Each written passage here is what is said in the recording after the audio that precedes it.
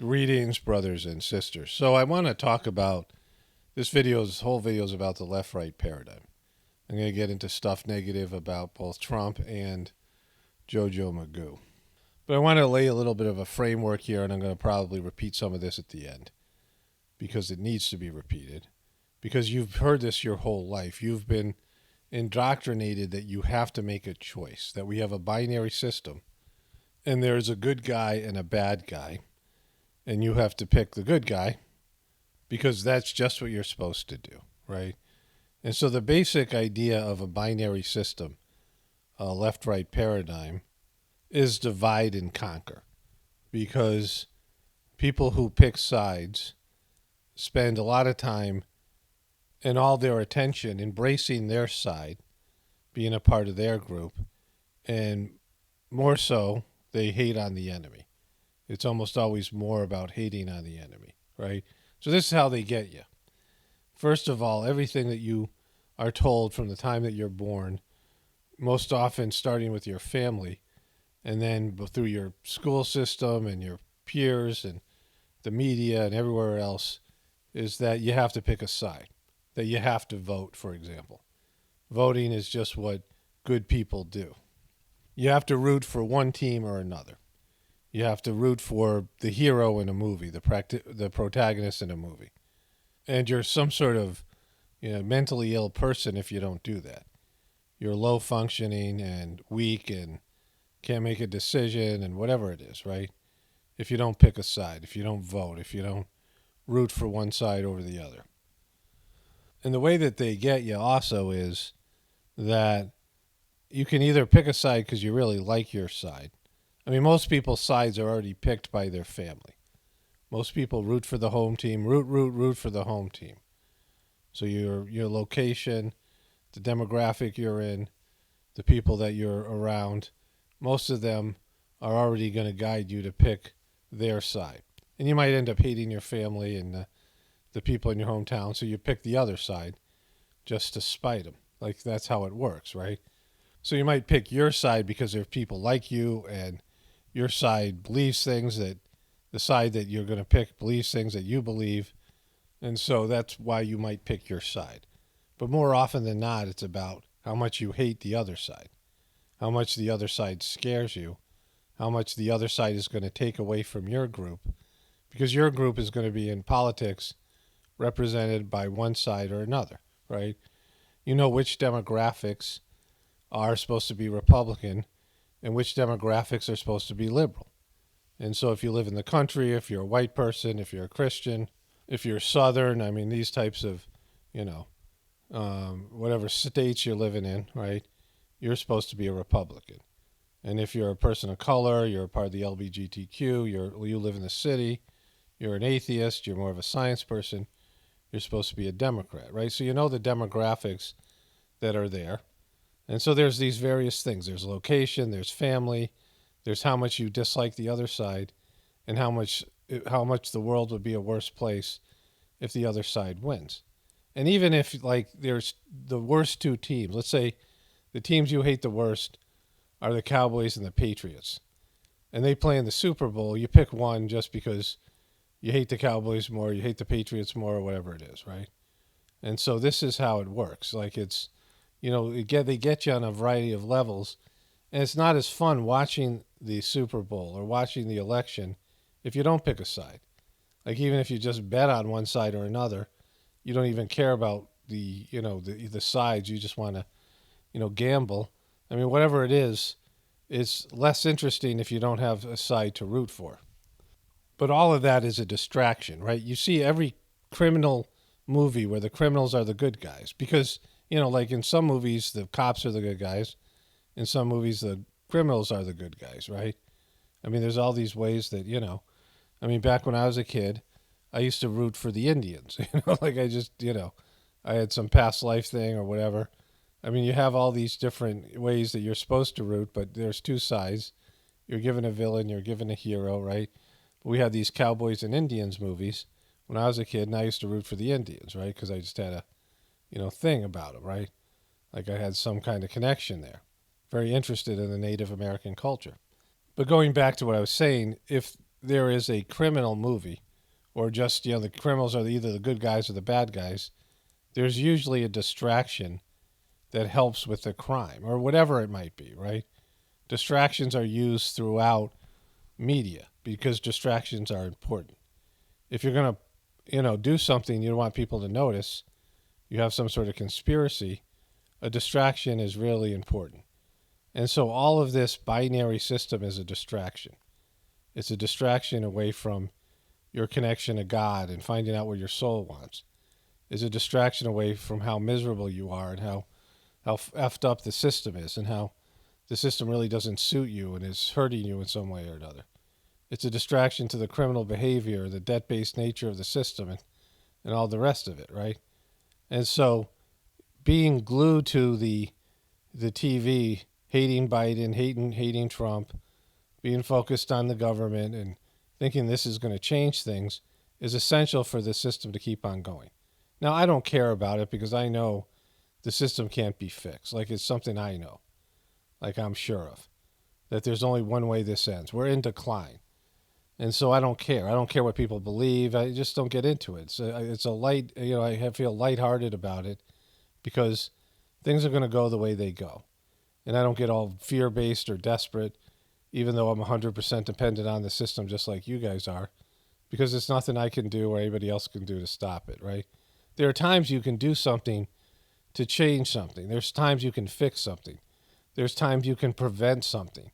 There's times where your work and your attitude and your intentions can have a positive effect. And this isn't what's happening right now, right? And so if you understand that, like, think about this in a different way. Because most of you who are listening to this either already agree with me or you're Trump supporters. Very few of you are Biden supporters. But understand that there's, like, no real difference. I mean, maybe one's more likable than the other. Being Trump for me, for most people that listen to this, Trump is, a better character.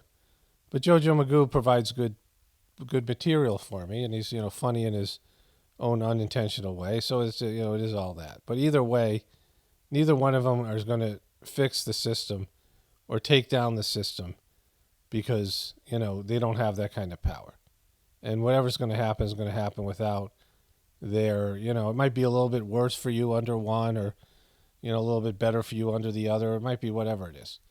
But even within that, you can vote or not vote, but knowing that it isn't that big a deal, right? That it, it might be, a policy you feel like voting. Sure, I don't care what you do, but just know that nothing's going to save the system. It can't be redeemed. And so let's get into it here.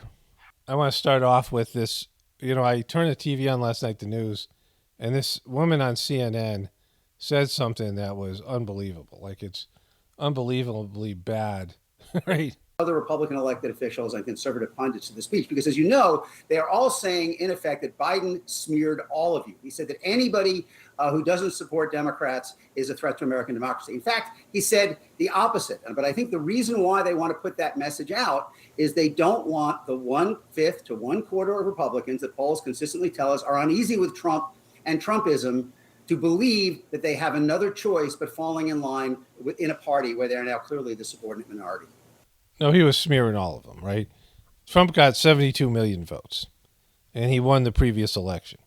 And so he was saying all of those people, all of those Trump people, and I think Trump's support is either, again, the way he handled himself, people are pissed about certain things.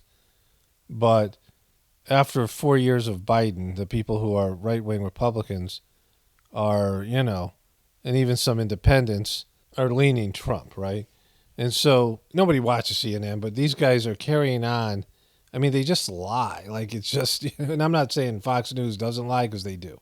I'm not saying Trump doesn't lie because that's all he does, right? Trump is, he's genuine and being disingenuous. But, it's like CNN's so bad at it, right?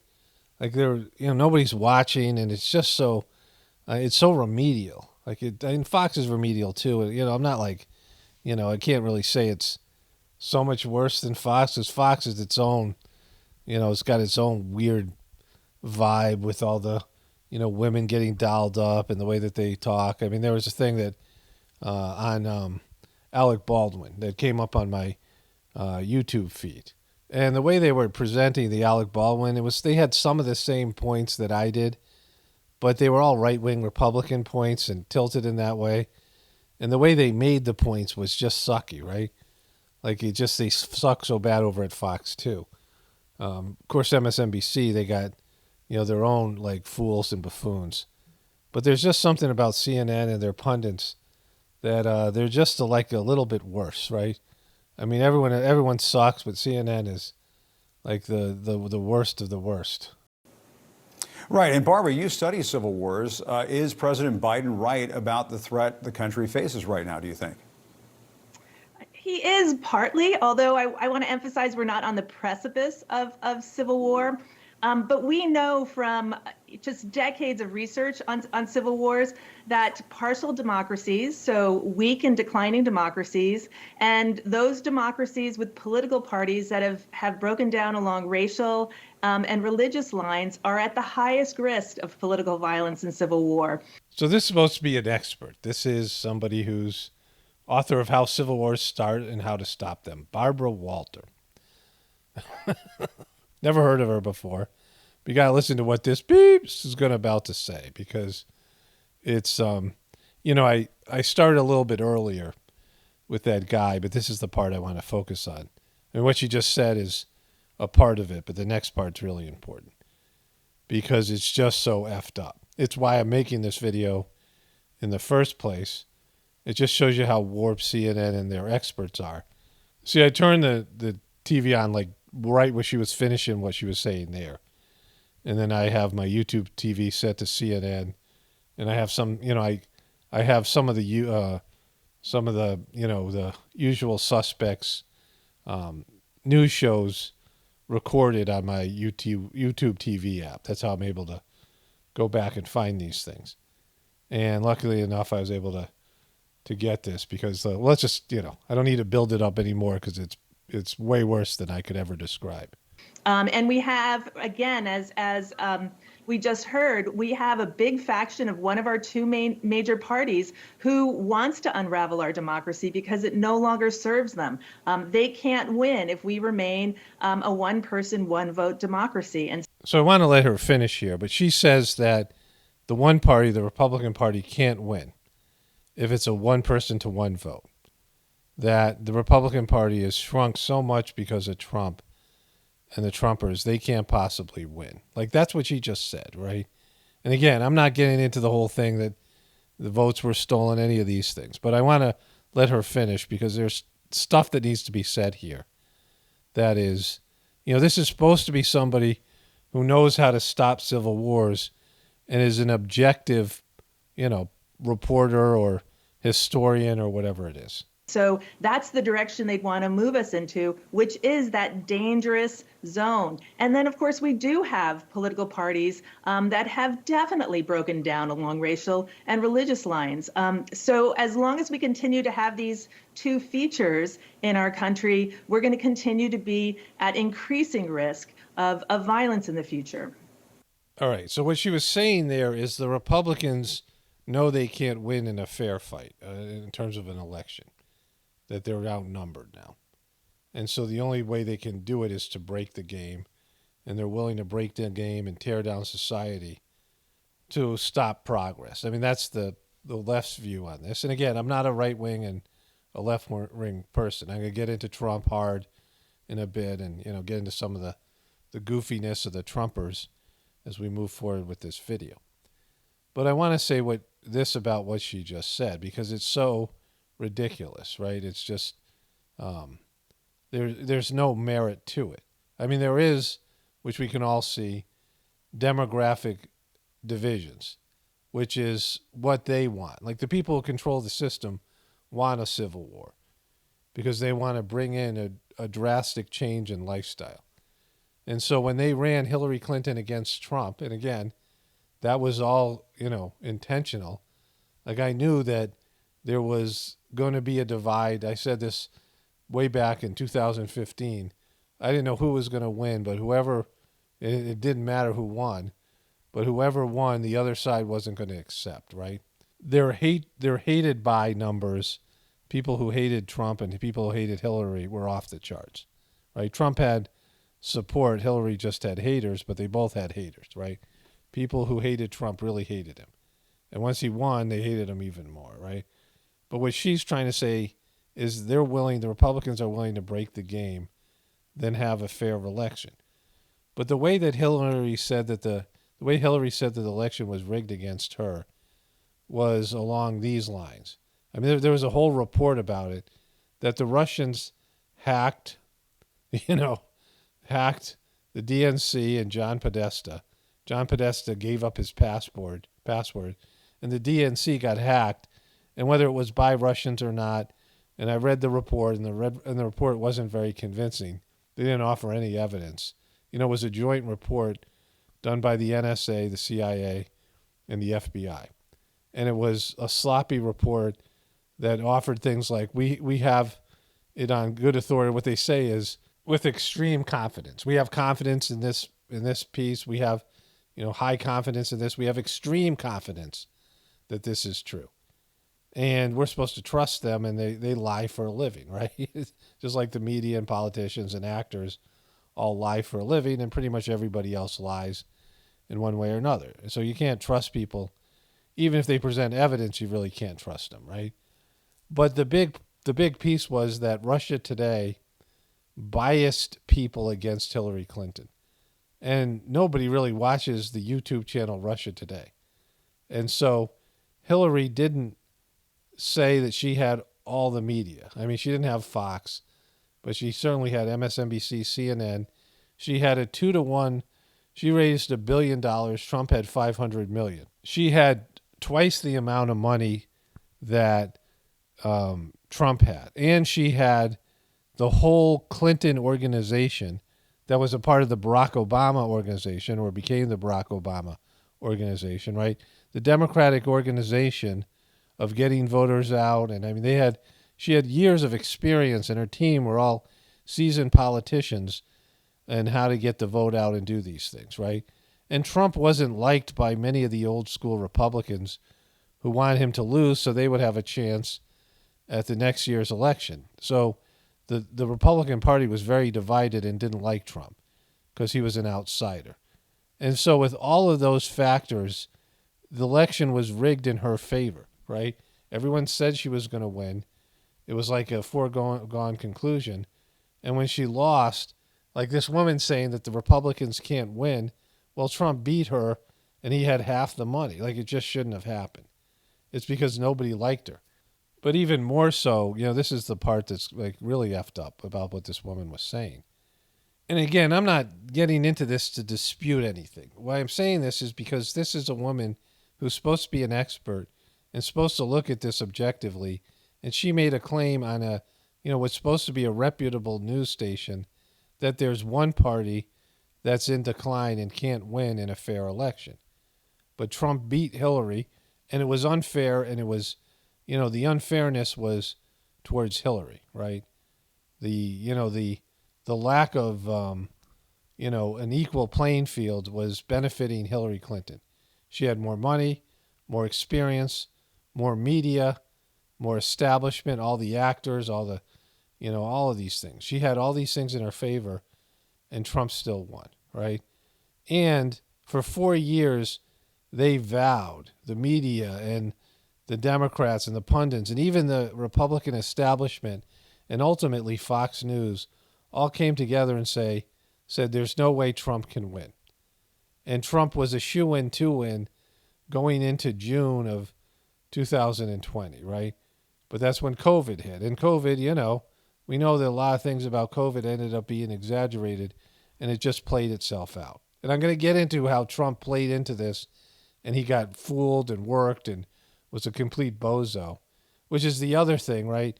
They talk about Trump like he's some evil dictator mastermind, but they also talk about him like he's a buffoon, right? It's like they can't have it, both ways. And so, but she's saying that the Republicans had to break the system, but the Democrats had to get rid of the economy. They had to have the shutdown from COVID. The Democrats pushed Trump into getting the shutdown, and I'll get into Trump being played in a bit. I'm not going to cover that here, but later when I'm talking about what a fool Trump is and Trump people, when he's clearly not the guy, right? He's not the savior. He's not the one that they would like to think he is. But the Democrats had to get the economy shut down, and they had to lock everything down so they could hide their lame-ass candidate, right? And I don't know whether Jojo Magoo got 80 million views, and I don't even care. 80 million votes, and I don't care. But if he got those votes, it was because people hated Trump. It wasn't because they loved him. Whatever votes he got were coming from Trump hatred and Trump fear. And, whatever he was able to accomplish, it wasn't to do with his performance. It wasn't like Jojo Magoo showed anything in terms of his potential. Like they were calling him a decent guy, like Michelle Obama and other people. Oh, he's a decent guy, right? That's all they could say about him. He's not special. He's not spectacular, even in his prime, and he's long past his prime. And so they hid their candidate behind COVID because he couldn't get anybody to come to his rallies, right? They had to suppress this scandal with Hunter Biden. The FBI was involved in that, the media, everybody. The social media. I mean, everybody suppressed this story because that would have derailed his presidency. And so it was the left that had to break the system. Plus, they were, promoting these riots, these BLM riots. And so that it was basically, this idea was that if Trump won, there would be riots and they would never accept his victory. I mean, that's all what we were seeing. Anybody being objective. And again, there's a huge advantage for me because of not falling for the right-left paradigm. Anybody who takes this position and realizes that your hopes aren't tied to Donald Trump or Joe Biden or your hatred, which blurs your vision, where you won't allow yourself to see what there is to be seen. And so when you are completely jaded and completely going against one party, or you're in the left-right paradigm, you'll never be able to be fully capable of seeing the truth, right? It's impossible, right? Let's say like I said, you hated both football teams that are playing in the Super Bowl, but you hate one worse. And all of a sudden, the team that you hate a little bit less, that you're now rooting for, you suddenly like, these guys that you maybe not even liked before, right? Let's say you pick the Patriots over the Cowboys, and, let's say Tom Brady was still their quarterback, right? And you're like, oh, I kind of like Brady. All of a sudden, you've hated Brady for years because your perception will warp, right? Let's say you didn't like Dak Prescott, but now you do. It's because you start becoming subjective because you now want to root for one team. And you start seeing the Cowboys as the hero and the Patriots as the villain, right? And that's how it works. And then you can't be objective. You can't see things clearly, and that's an advantage I have. Like I certainly, like Trump better than I like Biden. But I can't deny what I'm seeing with Trump because I know that he's not the savior anyway. And so my hopes aren't tied to him, and so I don't have to overlook his shortcomings. I don't have to make excuses or see things in some way because my hopium isn't tied to him, right? I recently went through something personally, if you guys who have watched my Journey series videos, where the president of the Heartfulness system and the organization itself has done some things that are like completely sucky. I can't even get into it, right? A scam, the educational program, a scam, and some other things. And people within the organization were freaked out, provided me information, and it sucked for me. It sucked a lot. But I couldn't deny what I was seeing. And, my hope is tied into doing the Sahaj Marg Heartfulness system. It's transformed me, but I had to be, honest with myself. And people who are tied into the left-right paradigm can't do that. And this woman who is completely biased is saying it's only the Republican Party that's on the ropes. But clearly, if you were being honest, you would say they don't have anything without Trump. Trump is the star. Trump is featured 5 times to 1. And in the best, in the beginning of the programs and on news, I mean, it's all about Trump. All they ever talk about is Trump. Trump has been out of office. Have you ever seen a president who's been out of office get as much attention as Trump? Even Richard Nixon. They go away. Like a president leaves and they go away. But Trump is more the president than Jojo Magoo in terms of the attention he's getting, right? Jojo Magoo isn't featured nearly as much as Trump is by the news and everybody else. And if they lost Trump, they would have nothing. They wouldn't have a platform. They wouldn't have any energy. Trump brings the energy to the political system. He's the star. Whether he's the villain or the hero, he's still the one that draws the most energy, right? And so he's the center of the political universe right now. Everything's about Trump. And this guy, Jim Acosta, who's supposed to be on the short list of the next guy to go after Brian Stelter, right? And so Jim Acosta got into it with Trump. And they had an adversarial exchanges. And Trump was, Trump always gets into battles with people. And this was one guy he particularly focused on. And this guy is such an ass clown. I mean, she's talking about how one side has to break the system. But this guy, Jim Acosta, can't even generate enough of an audience to keep his show going. And his audience is far smaller than the amount of people that are at a good-sized Trump rally, right? Like, it's pitiful how few people are watching him. And CNN had to break they had to get YouTube and Facebook and these other, especially YouTube, to put their content, even though they're not even about YouTube. They're not a YouTube entity. CNN has a YouTube channel, but they don't make their money on YouTube. They're not YouTubers, right? And so they had to make YouTube recommend, warp their algorithms, break the game, and give people what they didn't want to see, which is authoritative news. So if you're watching my video and you're on autoplay, 99% of the time the next video is going to be Fox News, right? Because people think, the algorithms think that you're more likely to like Fox News if you watch my videos. But you don't want to watch Fox News. Most of you, right? It's the same thing for people watching other things that are more liberal biased. And the next thing they recommended is CNN and MSNBC, even though people don't want it. So they had to rig the game. And even with that, their audience is dying and they're going under. They're dinosaurs. They're going extinct. And so this woman has the nerve to get up there and talk about how only the Republicans have to break the system. That's a bold-faced lie. We saw them break the system. Like, they had to shut down. Never in the history of America has anything shut down the economy, right? Like, the economy, after the big event in 2001, they canceled 1 week of football after that huge event. And that big event in 2001 was bigger than COVID, bigger than all these things, right? And they didn't, suspend the basketball season and all these other things that they did, right? Think about what they did for COVID. They shut down the economy. That's never happened.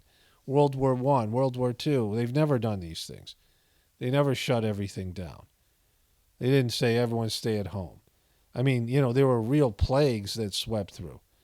And so in America, you're supposed to go out and shop and spend money and participate in the economy and go to work, even if you're freaking, coughing up blood and, bleeding or whatever. Like, it doesn't, like, you're supposed to go out there and do your job. Like, you're considered weak for staying at home and calling in sick and things like this, right? And so, they literally had to break the system to get Trump out of there. That's how badly this woman's lying. And whether she believes it or not, it's irrelevant. It's still just a horrific lie. And Ron, I want to play another moment from Trump's speech last night when he went after the FBI and the Justice Department for the search at Mar-a-Lago. Again, another incendiary, dangerous, irresponsible comment from Trump. Here's what he had to say. The FBI and the Justice Department have become vicious monsters, controlled by radical left scoundrels, lawyers, and the media who tell them what to do, you people right there, and when to do it. They're trying to silence me, and more importantly, they are trying to silence you, but we will not be silenced, right? Now, in response to that, Congresswoman Liz Cheney tweeted this, and we can show this. Trump is attacking law enforcement and yet again using language he knows will provoke violence. Only one group of Americans has a chance to diminish this danger: Republicans. If my fellow Republicans fail to step up to stop this, they will share the blame for all that follows. See, here's the great thing about not believing in the left-right paradigm, because they're both, what Trump said is BS, and what Liz Cheney is BS. And what Trump just said there, he's going after the FBI and the left wing and the media, and he's going to disparage Jojo Magoo. I have another bit from Trump that is, they're saying that Jojo Magoo is demonizing people. Trump just demonized people here, and I'm going to show you him demonizing or saying that Jojo Magoo is demonizing hardworking right-wing Republican Trumpers, right? But this is what they're both doing. They're both doing it, right? They're both doing the same behaviors. But if you can't see that, or you're saying, well, one side's so much worse, then you're not understanding what's going on. They're both engaged in the same behaviors. They're both, one side. They're both one side of a two-sided coin. And this is what the powers that be want. They want everyone to be at each other's throats, because they're going to try to, they're not going to try, they have to give you a new deal that you're not going to like. And so they have to break the system. The more chaos, the more civil war there is, the better it is for them. And Trump is the catalyst. Without Trump, they couldn't do this. Trump is, inspiring to some people. He inspires, hope and faith in some people, and hatred and vitriol in the other people. Trump is the perfect person for this, right? Like Jojo Magoo doesn't inspire people the same way Trump does. He is, he inspires hate and vitriol, but he doesn't inspire them. So Trump has been the key person in this, because he's so loved and liked by Republicans. And even if you don't love him or like him, you're like, well, it's so bad with the Democrats that I got to pick Trump because, the other guys are so bad. And so even though I don't like Trump, what a choice do I have? Like you have a choice. You have a choice of realizing that this is, all a distraction. It's it's to create not just a distraction, but it's to create chaos so they can come in and, give you a new deal after they wreck the system, right? After the system's wrecked. And they can blame one group or another as they take away your stuff. It's your fault, right?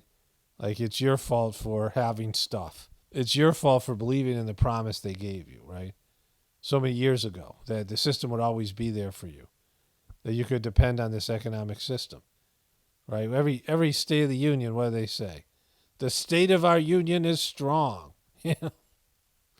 No, it's not. It's a card house.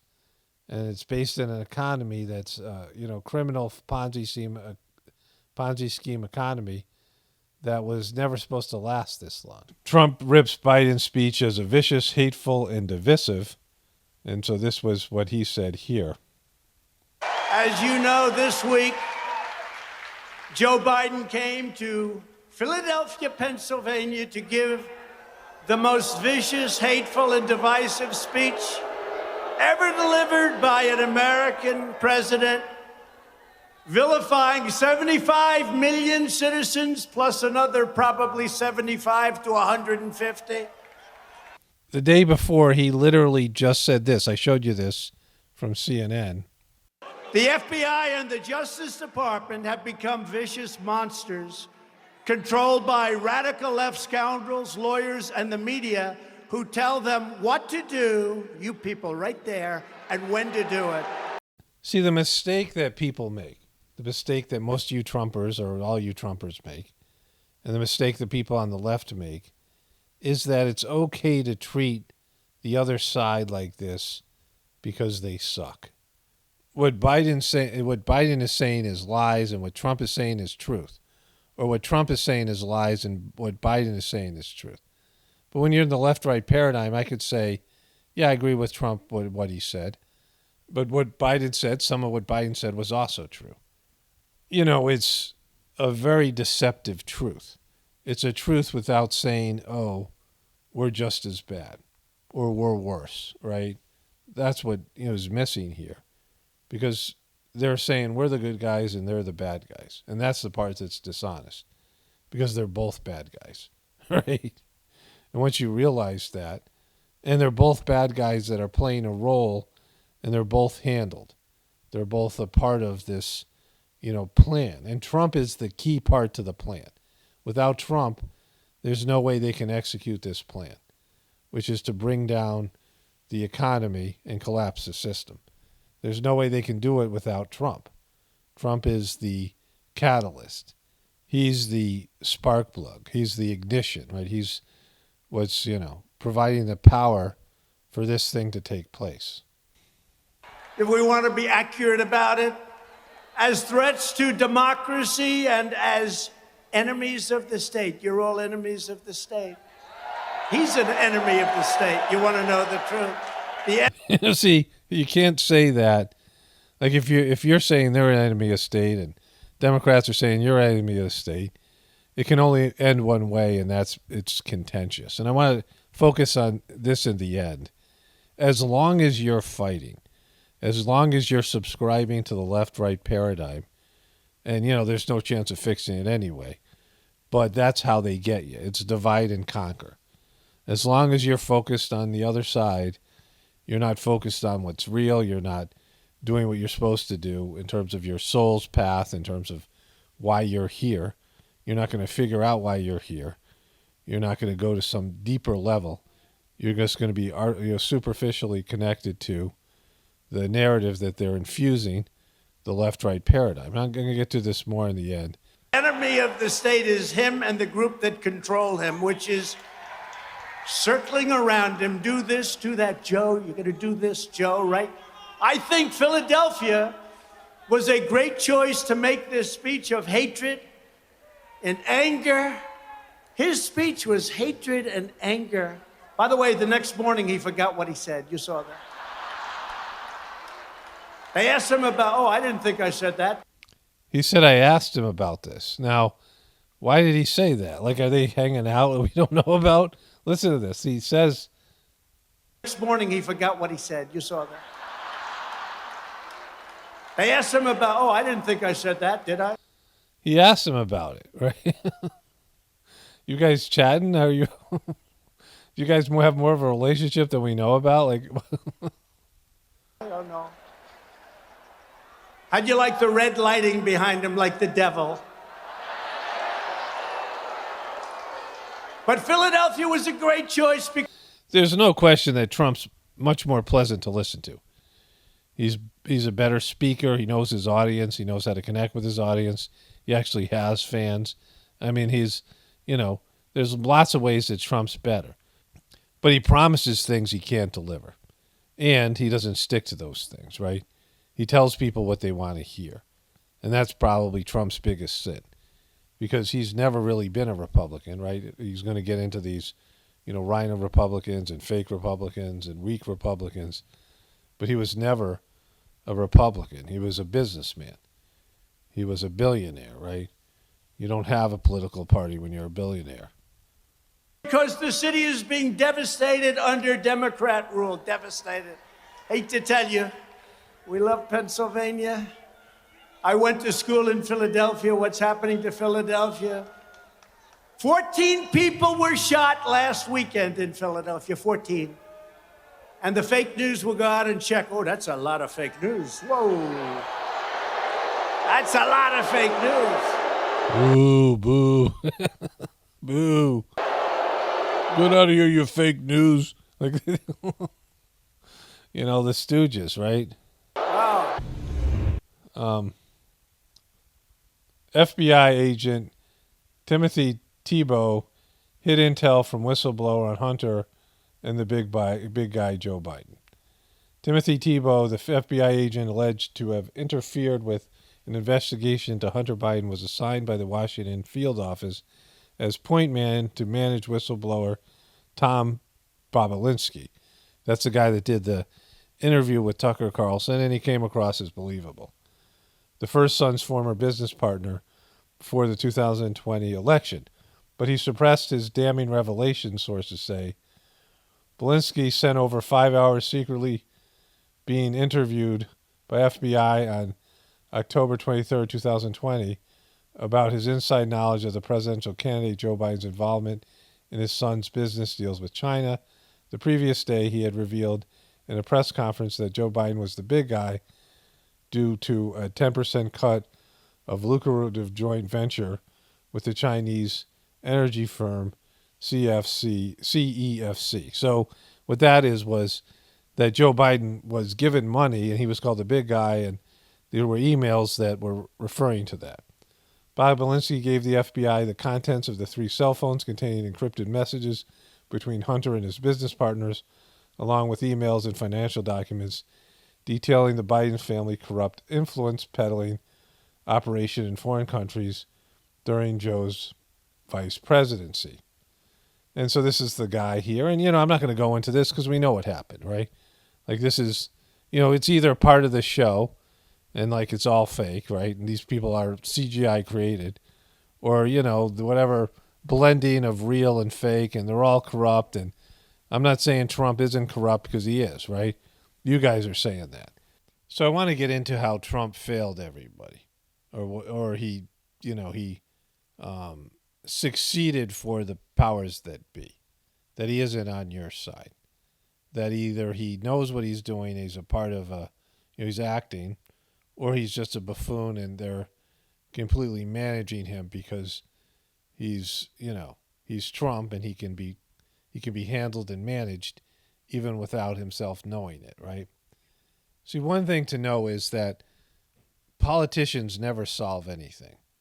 Politicians are never the backbone of the country. Politicians are never the people that are the, foundation and the wealth and the spirit.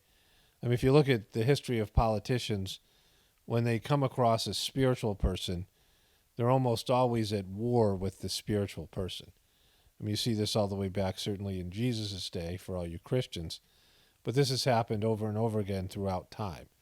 When a real spiritual master or saint comes down, the politicians are worried that the person is going to shed light on their scam, because politics in its very nature is criminal, and especially a system like ours. Like, there should be no politicians.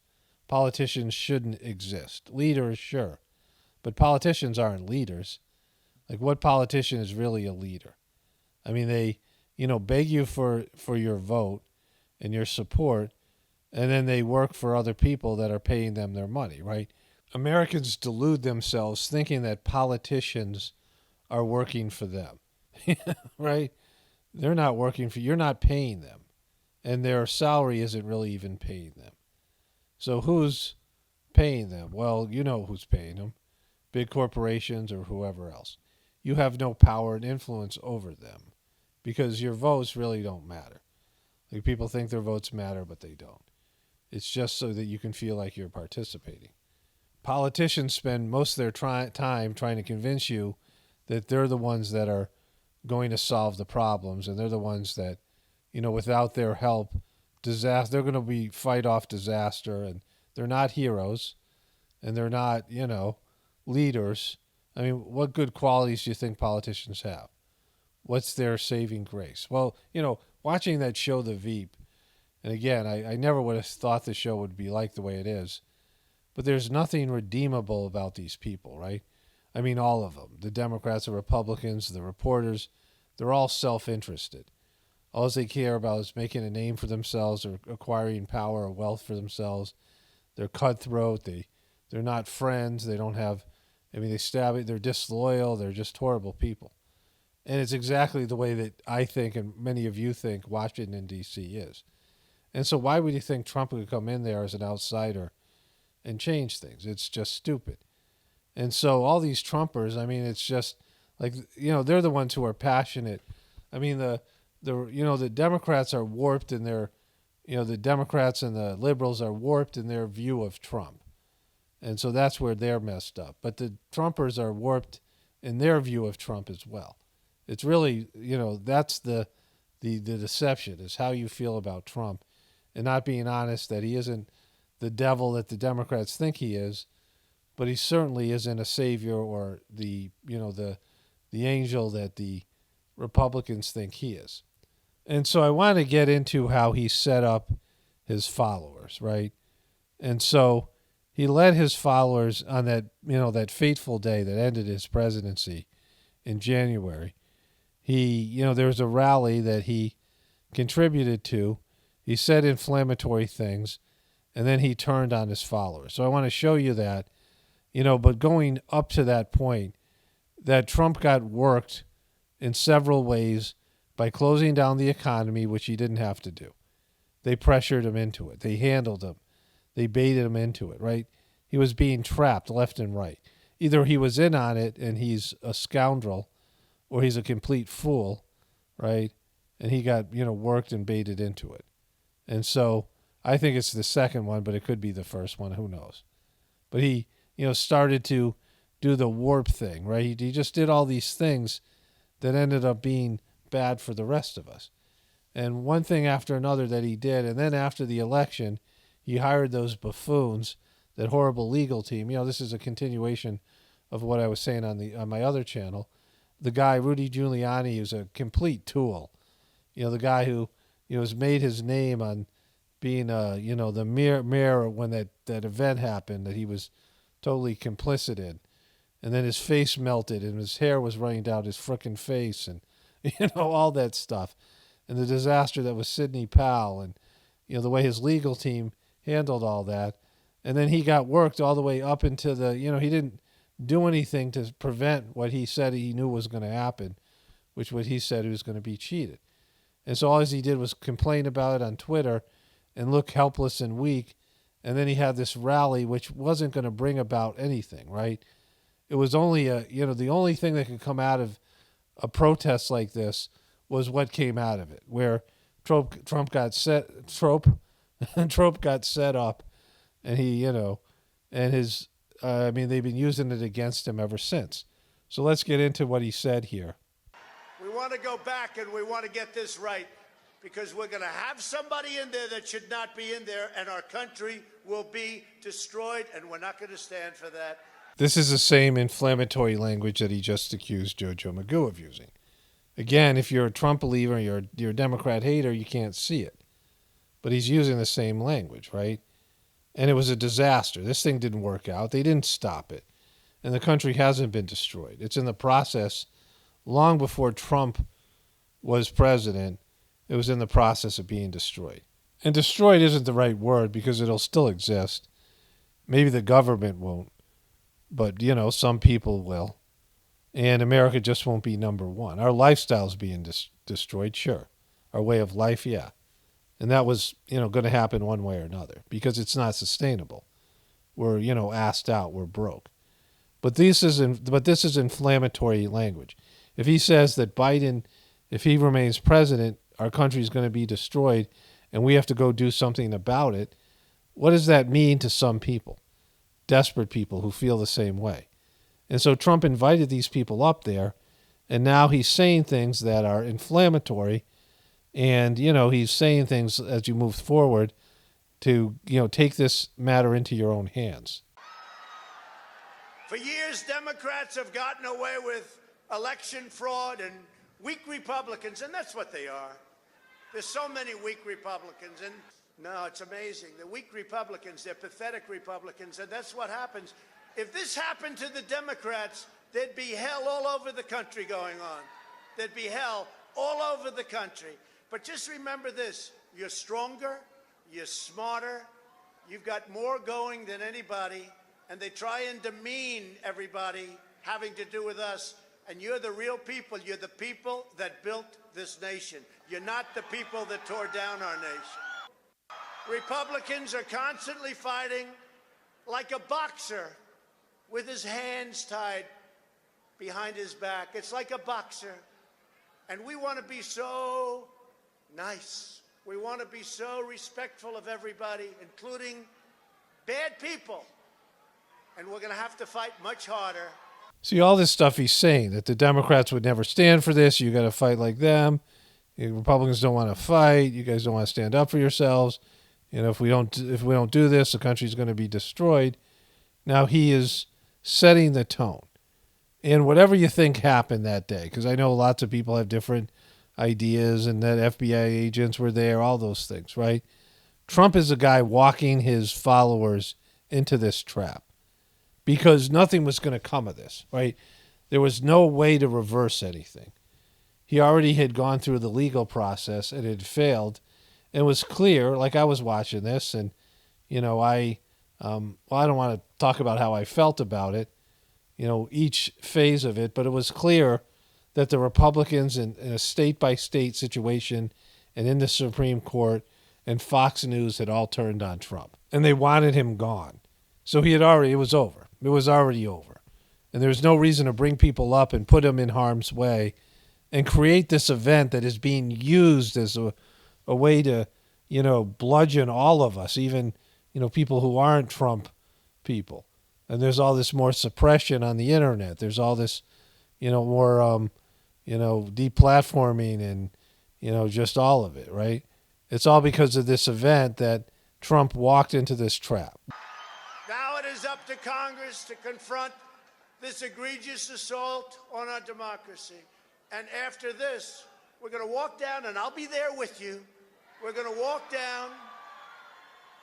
We're going to walk down anyone you want, but I think right here, we're going to walk down to the Capitol, and we're going to cheer on our brave senators and congressmen and women, and we're probably not going to be cheering so much for some of them,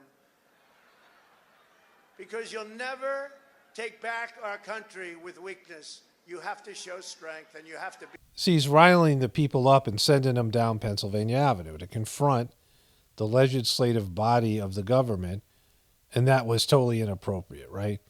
Because it was over. It was already decided. They weren't going to change anything. And so the only thing that could happen is what happened, or what, is now the story, what the official story is, and whether you agree with it, whether you think it's something else, whether whatever your opinion on it is, this was a trap that Trump fell into, and the Democrats got what they want, the media got what they want, the intelligence community got what they want, and the rest of us, you Trump supporters and people in the truth community, all got, demonized in some way, right? Things got worse for us because Trump did this.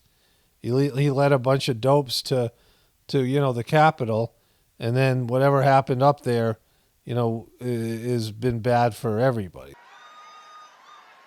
We have come to demand that Congress do the right thing and only count the electors who have been lawfully slated. Lawfully slated. I know that everyone here will soon be marching over to the Capitol building to peacefully and patriotically make your voices heard. Today we will see whether Republicans stand strong for integrity of our elections, but whether or not they stand strong for our country. Our country. Our country has been under siege for a long time. We will not be intimidated into accepting the hoaxes and the lies that we've been forced to believe. Over the past several weeks, we've amassed overwhelming evidence about a fake election. 250,000. Looking out at all the amazing patriots here today, I have never been more confident in our nation's future. Well, I have to say we have to be a little bit careful. That's a nice statement, but we have to be a little careful with that statement. If we allow this group of people to illegally take over our country, because it's illegal when the votes are illegal, when the way they got there is illegal, when the states that vote are given false and fraudulent information. But I said, something's wrong here. Something's really wrong. Can't have happened. And we fight. We fight like hell. And if you don't fight like hell, you're not going to have a country anymore. We're going to walk down Pennsylvania Avenue. I love Pennsylvania Avenue. And we're going to the Capitol. And we're going to try and give... The Democrats are hopeless. They're never voting for anything. Not even one vote. But we're going to try and give our Republicans the weak ones because the strong ones don't need any of our help. We're going to try and give them the kind of pride and boldness that they need to take back our country. So let's walk down Pennsylvania Avenue. So you either see it or you don't. But Trump clearly was inciting his followers. And many of them were freaked out. Many of them thought this was the end of democracy, the same way that Joe Biden was talking about Trump in this recent speech. And again, the elections, all of them are rigged. Elections aren't fair. It's not a real democracy. And Trump, fed into all this. He did things that hurt all of us during his presidency. He wasn't a great president. A lot of the bad things that happened under Trump. Like, he didn't go to war. The things that I've praised him for, they're things that I liked about what he did. But, he wasn't great. And so then, after leading his followers up to the hill and then getting them set in a trap, this is what he had to say. I would like to begin by addressing the heinous attack on the United States Capitol. Like all Americans, I am outraged by the violence, lawlessness, and mayhem. I immediately deployed the National Guard and federal law enforcement to secure the building and expel the intruders. America is and must always be a nation of law and order. The demonstrators who infiltrated the Capitol have defiled the seat of American democracy. To those who engaged in the acts of violence and destruction, you do not represent our country. And to those who broke the law, you will pay. See, he sold out his supporters, and he brought them up there. He sent them down Capitol Avenue. Nothing was going to happen. It was stupid. There was no way at that point anything was going to be changed. He exhausted every possibility. And whatever, happened with the election, whatever happened before, he failed on multiple levels as president, and then, decisions he made, the warp thing, all of it, right? And he failed on COVID. He got worked and played by these guys. Either he was going along with them or he just was a fool. Doesn't matter. But then he led his followers up there, and many of them now were going to be, in big trouble. And, based in his speech and his words and how they felt, they were riled up, and, we don't know exactly. I mean, everyone has their different opinions of what happened next, but we know he bailed on him because he gave a statement first, and he was, he wasn't as conciliatory, and he didn't, bail on his followers. But then the next day he did. His handlers and everyone said, you got to do this. And he condemned his followers who went up there and they, went in there, right? And that's just an act of a weak person, who took no responsibility for what he did, right? Blaming people that were, thinking they were doing what he wanted them to do. You either see it or you don't. This is it. And at that point, to me, he became a lot worse than he was before. This was a moment of truth, and he failed, right? He failed in the decision-making process.